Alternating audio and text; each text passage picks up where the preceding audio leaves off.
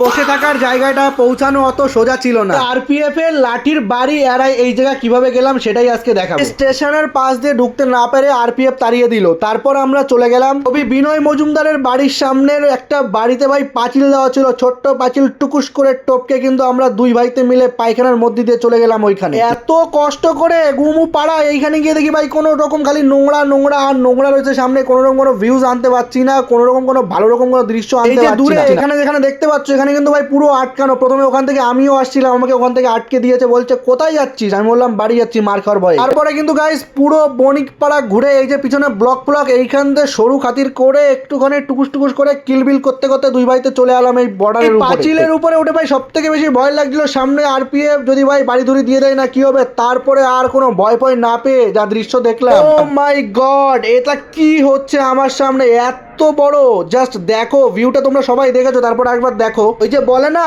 খেতে দিলে শুতে দাও, তাই হয়েছে আমাদের। ওইখানে যেতে দিয়েছে, তারপরে কিন্তু বিল বিল করে চলে গেছি একদম পুরো জেসিবির সামনেই কিন্তু দেখতে পাচ্ছ রেল লাইন কাটা রয়েছে। আর এই ফুটেজটা দেখো, জাস্ট এই সামনে রেল লাইন এভাবে কেটে তোলা হয়েছে, আর বাকি ফুটেজগুলো গর্ত করা। তারপরে কিন্তু চললাম ছোট্ট করে বাড়ির দিকে। আর এই ব্লগের মধ্যে আর গর্ত খুঁজে দেখলাম না, আশা করি সবাই ওটা দেখে নিয়েছো।